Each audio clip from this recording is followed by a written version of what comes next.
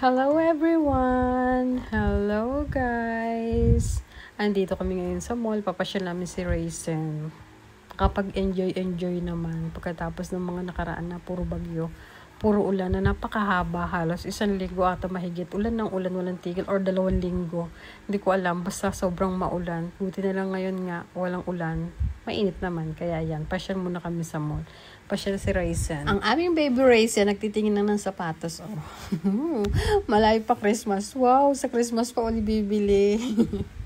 Pasyal lang kami. Pero may nabili na rin kami sa kanya ternong damit. Sasakay na siya ng train. Sa taas daw kami mag-i-stay.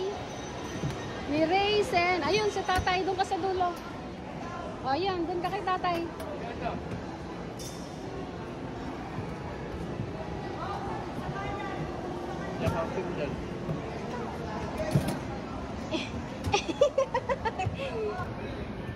Ayun pa yung isang train na gusto sakyan ni Raisin.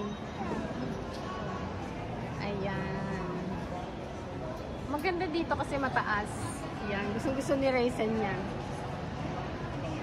Ngayon lang kami nakasakay dito nung mga nakaraan na punta kami. Hindi kami nakakasakay. Ay, hindi. Turo niya.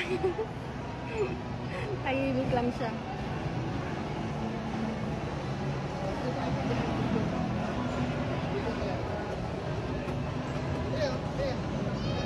Happy! Ayun yung isang train ni Raisin. Enjoy ang baby Raisin namin sa train. Gustong-gusto niya sasakay kami dyan. Doon sa kabila na yon, nasakyan niya na yan noon pa. Siguro mga nakaraang taon, nasakyan niya na yan.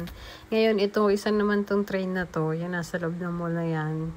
First time lang namin nakasakay dyan, pati si Raisin, syempre. Gustong-gusto kasi niya eh. Kaya ayun, syempre, pinagbigyan natin. Pinagbigyan namin ang baby Raisin. Yan ang isa sa mga gusto niya pag pupunta kami ng mall. Sasakay sa train. Lalo pa natuwa siya kasi nasa taas. Tahimik lang siya, oh. Wala siyang kaano-ano dyan, kalikot-likot. Talagang ninanamnam niya siguro yung pagkakasakay niya sa train. Kaya tuwan-tuwa din naman ako kasi bawal maglikot eh. Lalo na pag nasa taas lang. O, diba? Saya-saya naman, oh. Linga siya ng linga, oh. Enjoy na enjoy siya sobra. Tuwan-tuwa siya niyan. Nung nakasakay kami ng train, lalo na siya. Talagang ini-enjoy niya. Diba, no? Palinga-linga lang. Sa susunod, pagbalik namin ng mall, doon naman kami sa kabilang train. Sasakay. Magkatabi kami ni Raisin yan eh. Kaso lumipas siya sa harap. Mas gusto niya doon, tsaka gusto ni tatay niya. Ando doon, magkatabi silang dalawa sa harap ng train. Ang daming tao ng time na yan. Hindi ko alam kung anong araw yan eh. Basta yan, maraming tao talaga ng oras na yan. Nakakatuwa naman. O, diba? Ang baby Raisin. Sarap kasama eh. Walang talikot-likot eh, oh. Tuwan-tuwa. Maya-maya tatayo yan dyan. Kasi gusto niya nakatayo siya. Feel na feel niya yung panonood sa mga natatanaw niya.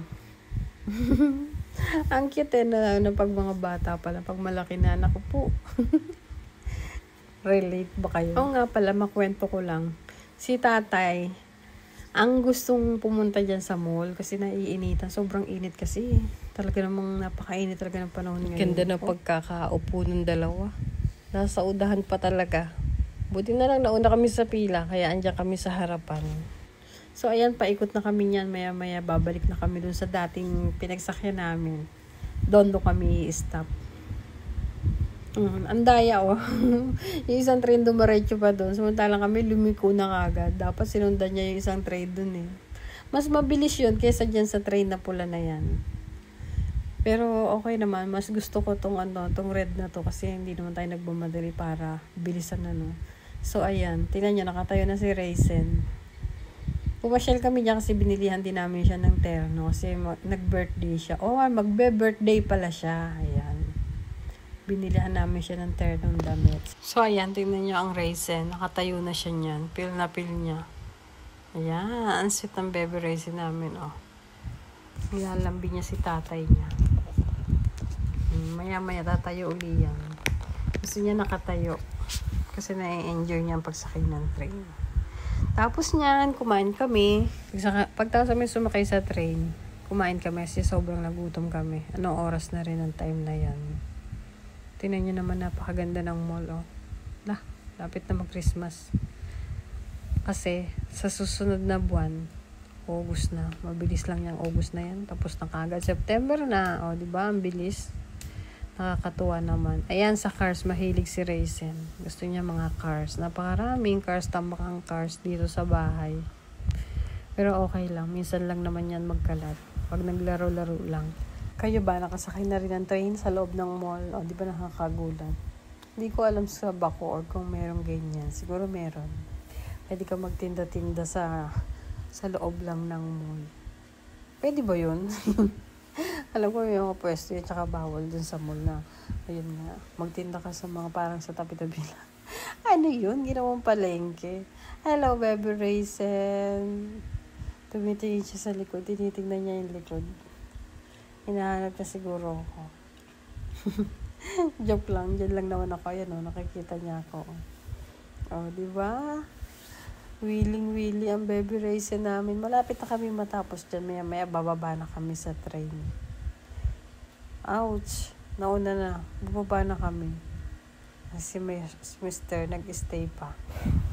Paminsan-minsan or madalas, papasyan natin yung mga apo natin. Para paminsan-minsan mag-enjoy naman sila. Hindi yung tayo na lang lagi. Yung mga nakaraan, madalas kami lang ni Mr. Pero meron kami nilalakad. So, kaya ayan, si Raisin naman yung ipapasyal namin. So, ayan, nakasakay naman ngayon sa car si Raisin. Isa sa mga paborito niya. Parang collection niya na rin ata. Ang mga cars, truck, naku, napakarami.